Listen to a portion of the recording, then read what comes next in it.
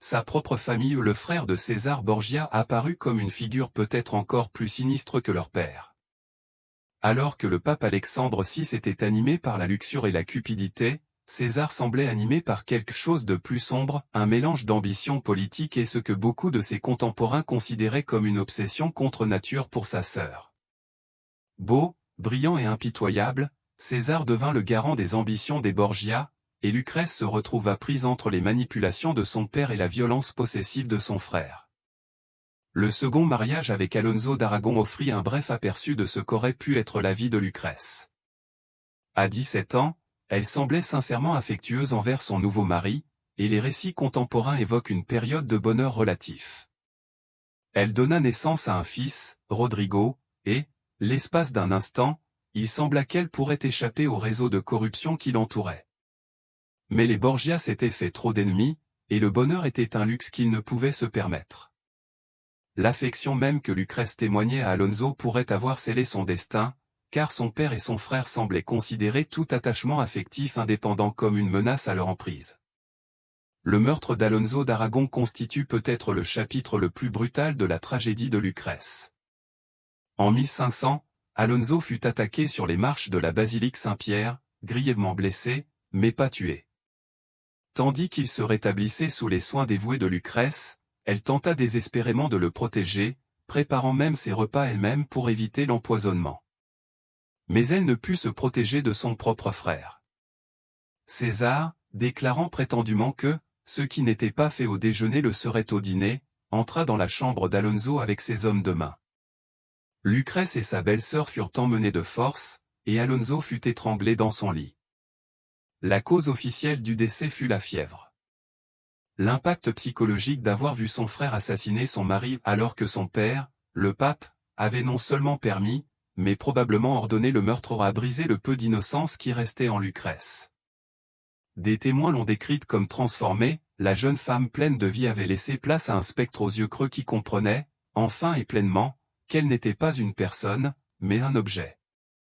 Les larmes qu'elle versa sur le corps d'Alonso furent la dernière manifestation publique d'émotion sincère qu'elle s'autoriserait pendant des années.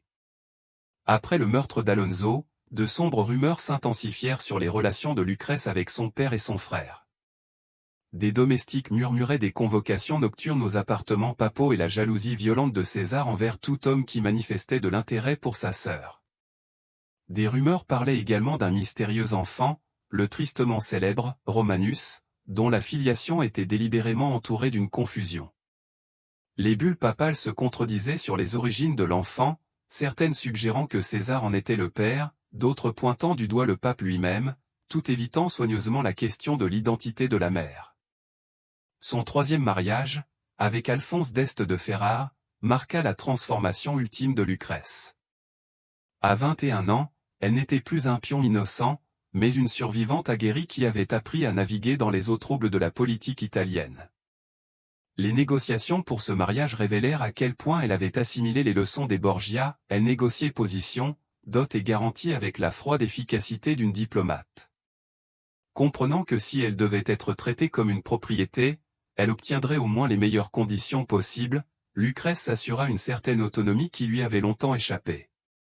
Ferrare offrit à Lucrèce ce qu'elle n'avait jamais connu, l'éloignement de sa famille. Tandis que son père continuait de manipuler Rome et que César bâtissait son propre royaume sanglant en Romagne, Lucrèce commença à se forger une nouvelle identité. Elle devint mécène, s'entourant de poètes et de peintres. Elle se révéla une administratrice compétente, gouvernant Ferrare pendant les absences de son mari avec une compétence qui surprit ceux qui ne la connaissaient que de réputation. C'était comme si, libérée de la présence immédiate de son père et de son frère, elle pouvait enfin devenir une personne plutôt qu'une possession. Mais le passé n'était pas si facile à échapper.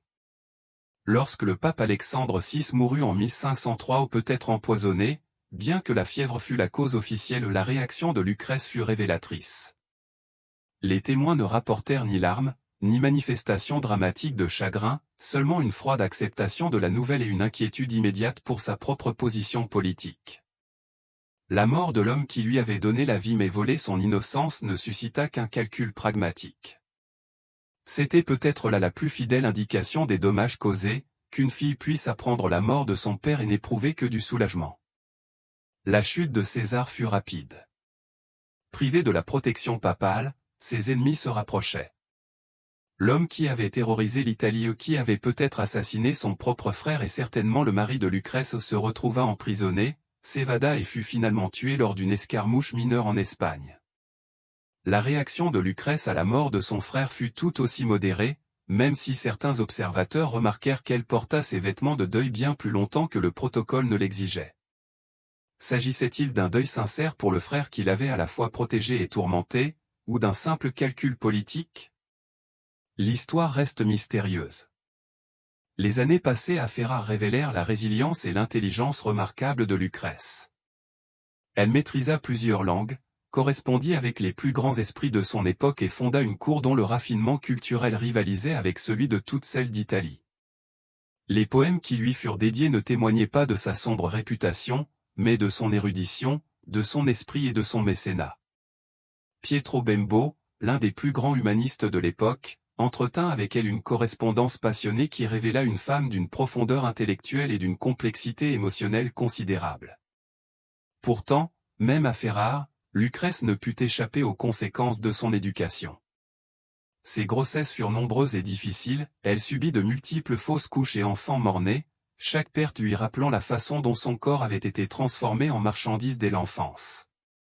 Le fardeau physique des grossesses incessantes où elle fut enceinte au moins 11 fois ou se combinait aux cicatrices psychologiques de sa jeunesse pour créer une femme à la fois forte et fragile, puissante et vulnérable.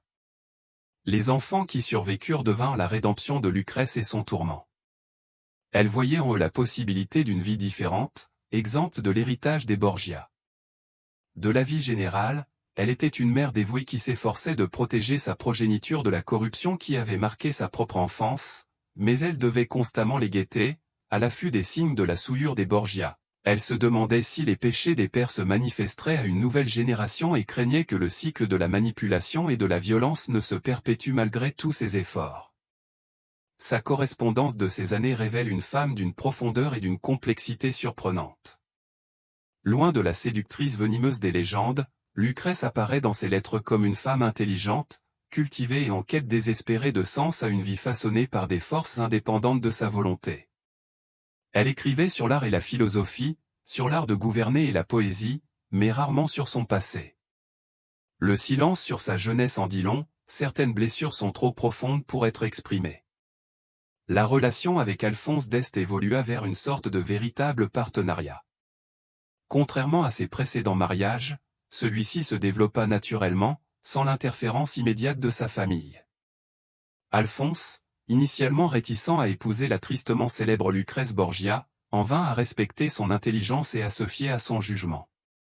Elle lui donna des enfants qui perpétueraient la lignée d'Este, accomplissant enfin le dessein dynastique pour lequel elle avait été préparée, mais dans des conditions qui lui laissaient une certaine dignité et une certaine autonomie. Sa dernière grossesse, en 1519, se révéla fatale. À 39 ans, épuisée par des décennies de maternité et le stress accumulé au cours de sa vie extraordinaire, Lucrèce traversa une grossesse difficile. Elle donna naissance à une fille qui ne survécut que brièvement, et Lucrèce elle-même succomba à une fièvre puerpérale quelques jours plus tard.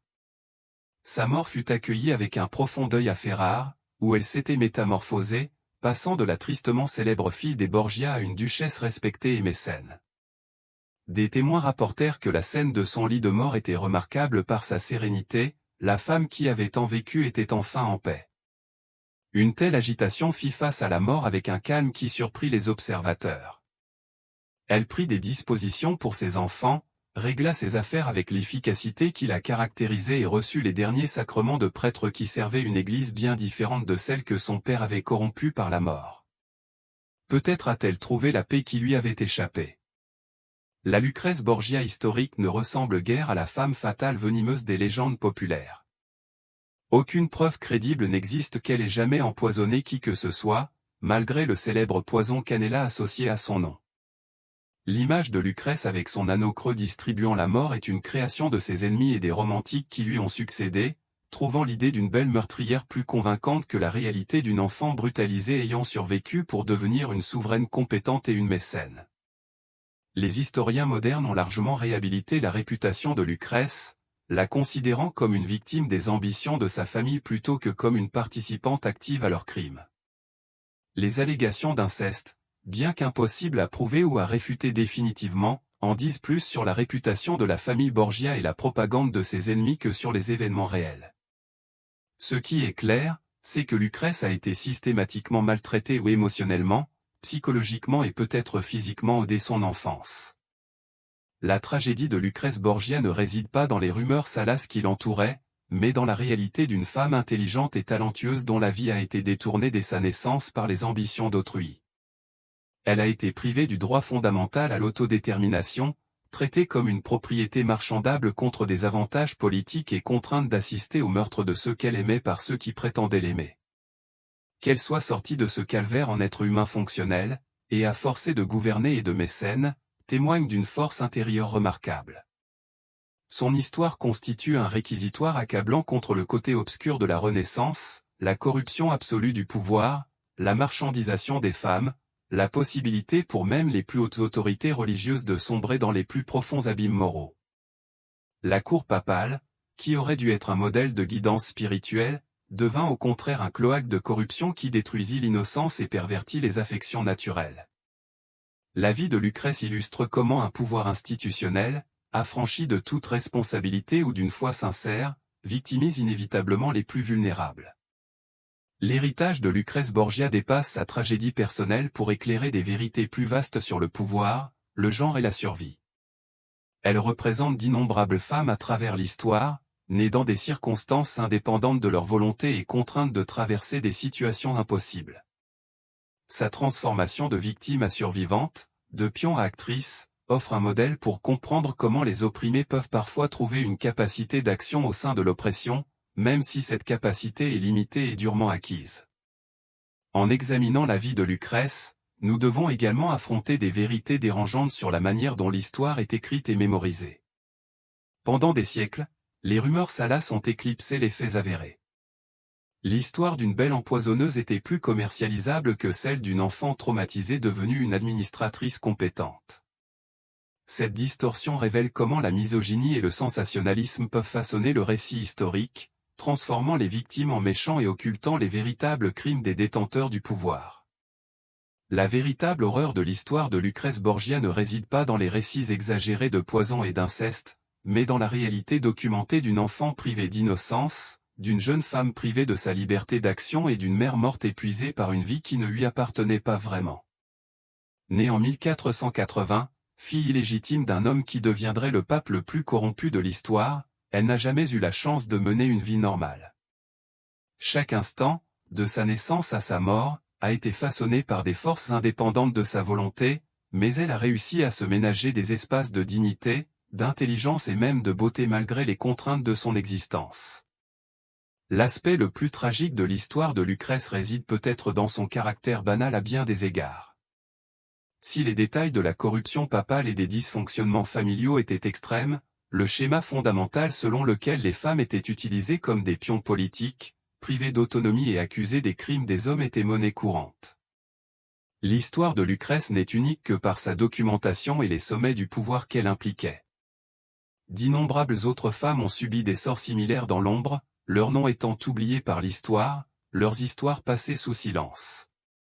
L'ironie ultime de la vie de Lucrèce Borgia est qu'on se souvient d'elle principalement pour des crimes qu'elle n'a pas commis, tandis que les horreurs qu'elle a réellement endurées sont reléguées au second plan. Elle est devenue un symbole du mal féminin dans la culture populaire, son nom étant synonyme de poison et de séduction, tandis que les hommes qui ont commis des meurtres et corrompu l'Église sont souvent dépeints comme simplement ambitieux ou d'une méchanceté éclatante. Cette inversion de la victime et du méchant représente une injustice ultime, même dans la mort et le souvenir, Lucrèce ne peut échapper au tissu de mensonges qui l'entoure. Aujourd'hui, alors que nous sommes confrontés aux problèmes d'abus de pouvoir et d'exploitation des femmes et des enfants, l'histoire de Lucrèce Borgia résonne avec une actualité dérangeante. Les mécanismes de contrôle ou isolement, manipulation psychologique, destruction des réseaux de soutien, banalisation des abus ou demeurent tristement familiers. La façon dont des hommes puissants manipulent des institutions censées protéger les plus vulnérables, la façon dont les victimes sont blâmées pour leur victimisation et la façon dont les stratégies de survie sont transformées en preuve de mauvaise intention, où tous ces schémas persistent dans les formes modernes. Que serait devenue Lucrèce Borgia si elle était née dans une autre famille, à une autre époque? Son intelligence, sa résilience, sa capacité d'apprentissage et d'adaptation suggèrent qu'elle aurait pu être extraordinaire dans des domaines qui n'avaient rien à voir avec le scandale ou la survie. Au contraire, elle est devenue extraordinaire de la seule manière qui lui était offerte, en endurant l'insupportable et en conservant un semblant d'humanité malgré la déshumanisation systématique. C'est peut-être là que réside son héritage le plus précieux. L'enquête sur la vie de Lucrèce Borgia révèle que la Renaissance n'est pas un âge d'or de l'épanouissement humain, mais une époque où les sommets de l'art et de la pensée coexistaient avec les profondeurs de la dépravation morale. La même culture qui a donné naissance à Léonard de Vinci et à Michel-Ange a également donné naissance à la papauté des Borgia, la même société qui a redécouvert l'érudition classique a également perfectionné les techniques du meurtre politique. Lucrèce se situe à l'intersection de ces contradictions, sa vie témoignant de la façon dont les individus peuvent être à la fois les produits et les victimes de leur époque. Alors que nous concluons cet examen de l'une des femmes les plus calomniées de l'histoire, nous nous retrouvons avec des questions qui n'ont pas de réponse facile. Comment jugeons-nous celles qui? Ils sont à la fois victimes et acteurs de systèmes corrompus. Comment distinguer la personne de la propagande? Comment honorer la souffrance des morts tout en tirant les leçons des schémas qui la provoquent? La vie de Lucrezia Borgia n'offre aucune morale simple, ni héros ni méchant clairement défini, elle ne révèle que la réalité complexe d'êtres humains pris au piège de systèmes de pouvoir qui corrompent tout ce qu'ils touchent. 500 ans après sa mort, Lucrezia Borgia demeure un miroir où se reflètent nos propres luttes pour le pouvoir, le genre et la survie. Elle n'était pas la séductrice venimeuse de la légende, mais quelque chose de bien plus troublant, un être humain dont l'humanité a été systématiquement niée dès la naissance, contraint de se rendre complice de sa propre oppression et qui a néanmoins réussi à créer des îlots de beauté et de sens dans un océan de corruption. Son histoire nous rappelle que les plus grandes horreurs ne se trouvent pas dans les romans à sensation, mais dans les manières avérées dont les êtres humains peuvent s'entre-détruire tout en prétendant agir au nom de l'amour, de la famille ou de Dieu. Au final, la tragédie de Lucrezia Borgia ne résidait pas dans sa méchanceté, mais dans son caractère ordinaire, une femme intelligente et talentueuse, née dans des circonstances extraordinaires qui ont transformé sa vie en une vie qu'elle ne devrait pas connaître. Elle a survécu à ce qui aurait dû la détruire, a trouvé le moyen d'exercer son pouvoir malgré des contraintes écrasantes et est morte en ayant acquis une certaine paix et un certain respect. Si son histoire recèle une rédemption, elle ne réside pas dans l'exonération posthume de crimes qu'elle n'a pas commis, mais dans la reconnaissance de la force qu'il lui a fallu pour rester humaine dans des circonstances inhumaines. Les cloches qui sonnèrent pour les funérailles de Lucrezia Borgia en 1519 marquèrent la fin d'une vie qui avait commencé sous de sombres promesses, fille illégitime d'un cardinal corrompu qui deviendrait un pape monstrueux, sœur d'un sociopathe fratricide, pion dans d'innombrables jeux politiques. Elle avait été tout cela, mais elle avait aussi été mère, mécène, souveraine compétente et, finalement, une survivante. La tragédie n'est pas ce qu'elle est devenue, mais ce qu'elle aurait pu être si elle était née dans un monde qui valorisait les femmes en tant qu'êtres humains plutôt que comme de beaux objets à échanger contre du pouvoir. La dernière cruauté de l'histoire envers Lucrèce Borgia est que nous ne saurons jamais qui elle était vraiment, au-delà des rôles qui lui ont été imposés. La vie intérieure de cette femme demeure aussi mystérieuse que la vérité derrière les scandales qui l'ont entourée. Que pensait-elle dans ces moments de silence entre deux représentations publiques? Quel rêve s'éteignait à chaque mariage forcé, à chaque assassinat d'un être cher, à chaque grossesse perdue? Ces questions sont sans réponse, seulement le silence résonnant d'une voix qui n'a jamais été autorisée à dire sa propre vérité. La leçon la plus glaçante de la vie de Lucrezia Borgia est la façon dont les systèmes de pouvoir peuvent corrompre les relations humaines les plus fondamentales. L'amour paternel s'est transformé en possession, la protection d'un frère en obsession, le mariage en transaction, et la maternité en devoir. Toute affection naturelle a été pervertie par la logique du pouvoir jusqu'à ce que rien ne reste intact. La survie de Lucrezia l'a obligée à naviguer dans ce désert émotionnel, à manifester de l'amour là où il n'y en avait pas, à accepter les abus comme de l'affection, à confondre contrôle et sollicitude. Aujourd'hui, Lucrezia Borgia incarne non pas le mal féminin, mais l'endurance féminine. son histoire déconstruit les conceptions romantiques du passé, révélant la Renaissance dans toute sa splendeur sombre. Elle nous rappelle que le progrès n'est pas inéluctable, que civilisation et barbarie peuvent coexister, que les institutions censées protéger peuvent devenir des instruments d'abus.